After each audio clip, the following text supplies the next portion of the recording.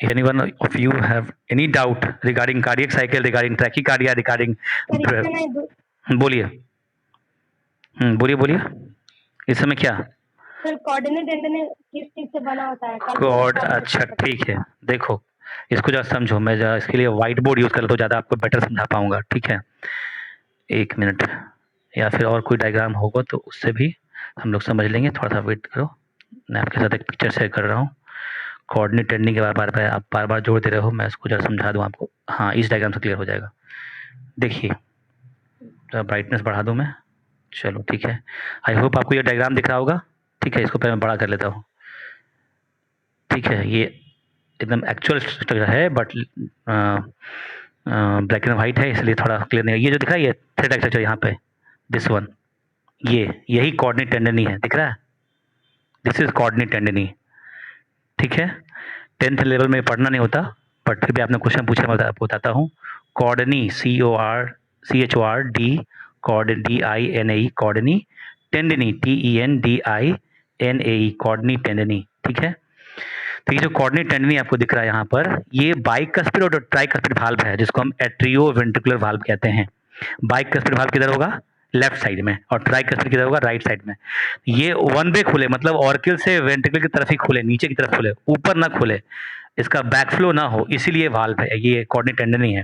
तो समझो कि एक कॉर्ड लाइक एक रस्सी जैसा स्ट्रक्चर है, ठीक है, जिसका एक लंबाई फिक्स है कि इतना ही होगा। ठीक है, जब ये वाल्व ऊपर जाना चाहेगा, उसको ऊपर जाने से रुकेगा, मतलब ऊपर की तरफ नहीं खुलेगा, ऑर्किल की तरफ नहीं खुलेगा, ये सिर्फ नीचे की तरफ खुलेगा, वेंट्रिकल की तरफ खुलेगा। यानी ये जो वाल्व है बाइकस्पिड ट्राइकस्पिड, ये सिर्फ ब्लड को अलाउ करेगा कि वो राइट ऑर्किल से राइट वेंट्रिकल में आए और लेफ्ट ऑर्किल से लेफ्ट वेंट्रिकल में आए। मैं इसको अलग अलग डायग्राम से करता हूँ। क्योंकि लेफ्ट साइड में ब्लड रेड होता है, प्योर ब्लड होता है। ठीक है, तो ये जो कोऑर्डिनेट टेंडनी है वो बाइकस्पिड को नीचे तरफ खुलने देगा, ऊपर तरफ नहीं खुलने देगा। तो ये सिर्फ ब्लड को अलाउ कराएगा कि वो लेफ्ट ऑर्किल से प्योर ब्लड लेफ्ट वेंट्रिकल में आए। और जो ट्राइकस्पिड वाल्व है जो राइट साइड में है, वो इम्प्योर ब्लड को अलाउ करेगा कि सिर्फ वो राइट ऑर्किल से राइट वेंट्रिकल में आए। क्लियर हुआ? यही है कोऑर्डिनेट टेंडनी का फंक्शन। ये एक तरह का मस्कुलर टिश्यू है। ठीक है, मस्कुलर टिश्यू के मॉडिफिकेशन से बना हुआ है। ठीक है, ये मतलब बस बैकफ्लो को रोकने का काम करता है, और क्या, वाल्व ऊपर की तरफ ना खुले, नीचे की तरफ ही खुले। क्लियर हो गया? समझ गए? जैसे आपने देखा होगा कि बहुत मूवी में या फिर प्रैक्टिकली भी, कि जो माएँ बहुत बिजी होती हैं और उनका कोई बेबी है, तो वो अपना झूले में एक रस्सी लटका देती हैं, अपना काम भी करती रहती हैं और उससे पुल आउट करती है, जिससे झूला भी चलता है। ठीक है, तो वो बहुत, मतलब अगर ज़्यादा ना चल जाए, बच्चा उलट ना जाए, वैसा कुछ उससे सेव करने के लिए या फिर लगातार उसको झुलाने के लिए। ठीक वैसे ही है कि बैकफ्लो पीछे की तरफ ना हो जाए, मतलब वाल्व ऑर्किल की तरफ ना खुल जाए, उससे रोकने के लिए ये कोऑर्डिनेट टेंडनी है जो जुड़ा होता है। मैं इसको जरा समझाऊं, जो वेंट्रिकल है, ये जो वेंट्रिकल का वाल है ना ये, ठीक है, इसमें कुछ इस तरह के एलिवेशंस होते हैं। ठीक है, जिसको बोलते हैं, पूछ रहे थे बना किससे होता है? बता तो रहा हूँ कि मस्कुलर टिश्यू का मॉडिफिकेशन है। आप सुनते नहीं ठीक से मेरी बात। ठीक है, आप शायद का दिमाग आपका वहाँ पर नहीं होगा जब मैं बोल रहा हूँ। और सुनिए इसके बारे में, आपने तभी कमी क्वेश्चन पूछा है। ठीक है, ये जो अब दिख रहा है वॉल, ठीक है, इसमें कुछ एलिवेशंस होते हैं। इस एलिवेशन को बोलते हैं कॉलुमनी कार्नी। सुना ये टर्म? नहीं सुना? कॉलुमनी कार्नी। ठीक है, इस कॉलुमनी कार्नी के ऊपर ये देखिए, ये ऐसे तरह का होता है ऐसा। ठीक है, कॉलुमनी कार्नी के ऊपर पेपलरी मसल्स होता है इस तरह से, उसी पेपलरी मसल से जुड़ा होता है ये कोऑर्डिनेट टेंडनी। मतलब बाइकस्पिड और ट्राइकस्पिड वाल्व से लेके पेपलरी मसल्स तक जो जुड़ा हुआ कॉर्ड लाइक स्ट्रक्चर है, मस्कुलर टिश्यू का जो मॉडिफिकेशन से बना हुआ है, उसी को बोलते हैं हम क्या? उसी को बोलते हैं कोऑर्डिनेट टेंडनी। अब कोई और क्वेश्चन है तो बोलिए। मैंने दो नए स्ट्रक्चर बताए, एक कॉलुमनी कार्नी और एक कोऑर्डिनेट टेंडनी। क्लियर हुआ होगा आपको? तो बताइए। Snehlata Sharma, I am asking to you, बोलिए। यस सर, हो गया। ठीक है, आपका जो क्वेश्चन था कि किससे बना है वो भी क्लियर हुआ। ठीक है, इनफैक्ट आपको हार्ट में जो भी दिख रहा है ना, they all are the modified cardiac muscles. जैसे एसे नोड है, एसे नोड भी मॉडिफाइड कार्डियक मसल्स का एक नोड है, गांठ है, एसे नोड, एवी नोड। ठीक है, फिर उससे आगे बढ़े बंडल ऑफ पुर्किंजे फाइबर्स। ठीक है, सब उसी के मॉडिफिकेशंस हैं। क्लियर हुआ? बोलो, मैं आगे बढ़ूं? यस सर, हो गया। चलो ठीक है, चलो हम जो नेक्स्ट चीज़ें आपको बताते हैं, कुछ डिसऑर्डर के बारे में बताएंगे और चैप्टर को एंड करेंगे, वो देख लेते हैं।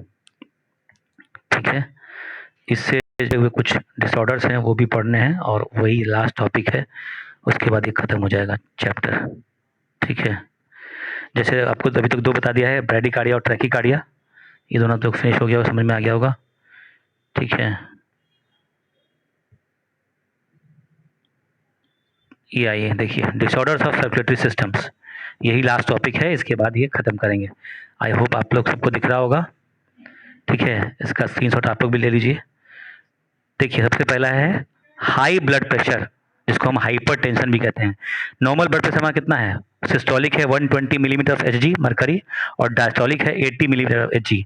अगर आपका ब्लड प्रेशर नॉर्मल से ज़्यादा आ जाए, ठीक है, नॉर्मल कितना है दिखा हुआ, नॉर्मल भी लिखा हुआ है 120/80, आपने भी कई बार चेक कराया होगा, तो आपके जो प्रिस्क्रिप्शन का जो पेपर होगा उस पर लिखा होगा। 120 को बोलते हैं सिस्टोलिक प्रेशर जब कॉन्ट्रैक्ट करेगा तो, और 80 को बोलते हैं डायस्टोलिक प्रेशर जब रिलैक्स करेगा तो। If blood pressure increases more than 140/90, अगर आपका सिस्टोलिक 120 से बढ़ के हो जाएगा 140, और डायस्टोलिक 80 से बढ़कर जाए 90 मिलीमीटर एचजी, इससे या इससे ज़्यादा हो जाए, इसी को हम कहते हैं हाइपरटेंशन, हाई ब्लड प्रेशर। ठीक है, आप लड़ते हैं, गुस्सा करते हैं, तभी ब्लड प्रेशर हाई हो जाता है। ठीक है, क्लियर हुआ। इसके बाद आते हैं, नेक्स्ट है कोरोनरी हार्ट डिजीज, शॉर्ट में बोलते हैं CHD, C for coronary, H for heart, और D फॉर डिजीज। ठीक है, अभी हम थोड़ी देर पहले कोरोनरी साइनस का बात कर रहे थे कि ये कोरोनरी साइनस क्या है, जो हार्ट के वाल्स को ब्लड सप्लाई करे, न्यूट्रिएंट्स प्रोवाइड करे, ऑक्सीजन प्रोवाइड करे, उसी को बोलेंगे coronary sinus, coronary vein, coronary artery. ठीक है, तो उसी से रिलेटेड एक बीमारी है coronary heart disease, often referred to as atherosclerosis covered caused by deposition of calcium ion and other fibrous tissue in arteries। देखो, मान लो ये आर्टरी है, ठीक है, और इस आर्टरी में आप जब ज़्यादा घी तेल खाएंगे तो क्या होगा, डिपोजिशन हो जाएगा कोलेस्ट्रॉल का। ठीक है, ये कोलेस्ट्रॉल, मान लो ब्लू वाला जो कोलेस्ट्रॉल है, तो जो डायमीटर पहले इतना था ब्लड का, ब्लड वेसल्स का, अब डायमीटर और कम हो गया, इतना हो गया। डायमीटर कम हो जाएगा तो क्या हो जाएगा, प्रेशर बढ़ जाएगा ब्लड के फ्लो का, और प्रेशर बढ़ जाएगा यानी ब्लड प्रेशर बढ़ जाएगा, इसको हम बोलेंगे हाइपरटेंशन। यही कोरोनरी हार्ट डिजीज है। ठीक है, जो ब्लड वेसल्स हार्ट में ब्लड को ले जा रहा है, कोरोनरी वेन या कोरोनरी आर्टरी, अगर उसका ल्यूमेन पतला हो गया, ठीक है, डिपोजिशन की वजह से, कैल्शियम आयन की डिपोजिशन की वजह से, फाइब्रस डिपोजिशन की वजह से, जिसको हम आर्थरोस्क्लेरोसिस भी कहते हैं, यहाँ एकदम दिखा आपको आर्थरोस्क्लेरोसिस, तो उसकी वजह से ब्लड प्रेशर बढ़ जाएगा, इसको हम बोलेंगे कोरोनरी हार्ट डिजीज। ठीक है, अगला है एंजिना पेक्टोरिस, दिस टर्म देखिए, एंजिना पेक्टोरिस, थोड़ा इसको और बड़ा कर लेते हैं, अब आपको क्लियर दिख रहा होगा। Angina pectoris, this term is the pain in heart muscles, अगर आपके हार्ट के मसल्स में, कार्डियक मसल्स में कोई पेन है, दर्द हो रहा है, इनफैक्ट आपको पेन हार्ट में ही फील हो रहा है, स्लाइटली लेफ्ट साइड में, this is called angina pectoris. Angina pectoris is the pain in heart muscles. ठीक है, नेक्स्ट पॉइंट है हार्ट फेल्यूर।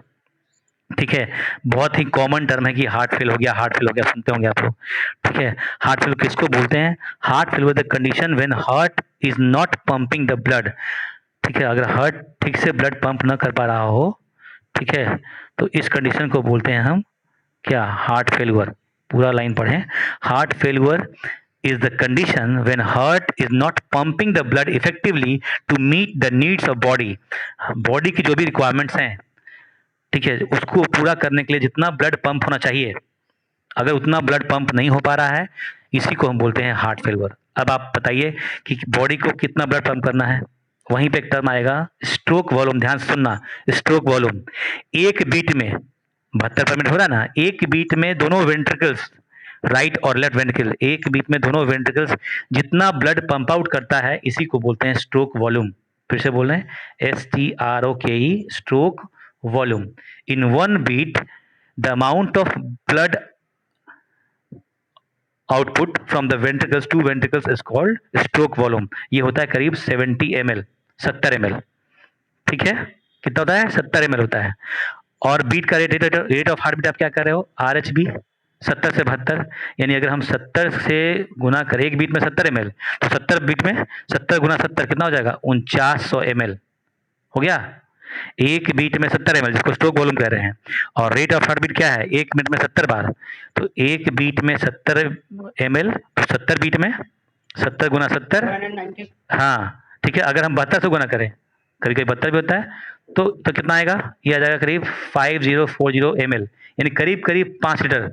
और इतना ही ब्लड हमारे बॉडी में भी होता है। पता होगा कि ह्यूमन बॉडी में मेल में 5 से 5.5 लीटर ब्लड और फीमेल में 4.5 से 5 लीटर ब्लड, यानी एवरेज हम लेके चले 5 लीटर। और 5 लीटर ब्लड फ्लो हो रहा है 1 मिनट में, यानी हमारा जो पूरा ब्लड है 5 लीटर, वो 1 मिनट में एक बार पूरे बॉडी में सर्कुलेट हो जाता है।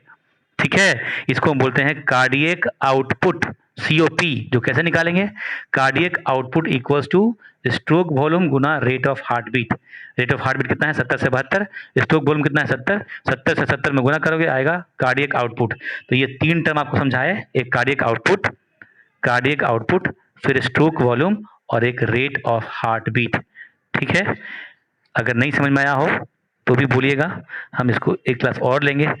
लेकिन पहले दो चीज और हम एक्सप्लेन कर दें। एक है कार्डियक अरेस्ट। टाइमिंग हो गया सर। कोई बात नहीं, सुनो ना, अभी दो टाइम में खत्म हो जाएगा। कार्डियक अरेस्ट क्या है, अगर हार्ट बीट एकाएक स्टॉप हो जाए बीट करना, ठीक है, तो उसको भी हम बोलते हैं कार्डियक अरेस्ट। ठीक है, कार्डियक अरेस्ट हो गया। और नेक्स्ट है हार्ट अटैक, ये तो बहुत कॉमन टर्म है। Death of heart muscles due to inadequate blood, अगर हार्ट के वॉल्स में ही ब्लड उतना नहीं पहुंचेगा, इनएडिक्वेट है, इम्प्रॉपर है, तो हार्ट के मसल्स का डेथ हो जाएगा, इसी को बोलेंगे हार्ट अटैक। ठीक है, तो इसका स्क्रीनशॉट भी आप लोग ले लो, मैं इसको पूरा प्रॉपर कर देता हूँ। ठीक है, और ये टर्म्स वापस आप लिख के मुझे वापस सेंड करेंगे। ठीक है, 1 में टाइम बचा हुआ है, यही आपका होमवर्क है। डिसऑर्डर्स ऑफ सर्कुलेटरी सिस्टम में कुछ पॉइंट्स थे वो मैंने एक्सप्लेन कर दिया। हार्ट फेलियर क्या है, कार्डियक अरेस्ट क्या है, हार्ट अटैक क्या है। ठीक है, कुछ टर्म्स और आपको एक्सप्लेन किए, जैसे स्ट्रोक वॉल्यूम क्या है, कार्डियक आउटपुट क्या है, और रेट ऑफ हार्ट बीट आप समझते ही है। ठीक है, इन तीनों में रिलेशन है कि स्ट्रोक वॉल्यूम में गुना करेंगे रेट ऑफ हार्ट बीट से तो हमको मिल जाएगा कार्डियक आउटपुट। कार्डियक आउटपुट मतलब पूरे 1 मिनट में कितना ब्लड बाहर आता है।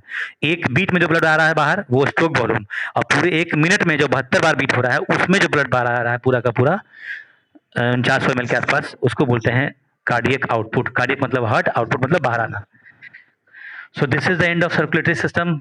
अपने हम लोग 10th के लेवल से बहुत ज़्यादा पढ़े हैं, इससे क्वेश्चन सब नहीं छूटना चाहिए। अगले क्लास में हम लोग या तो एक्सक्रीटरी सिस्टम शुरू करेंगे या फिर आपका ओरल कुछ टेस्ट वगैरह लेंगे, उसके बाद फिर आगे बढ़ेंगे। ठीक है, आई होप आपको समझ में आया हो। नहीं आया हो तो मेरा नंबर है, ठीक है, इस नंबर पर पर्सनली आप कॉन्टैक्ट करें।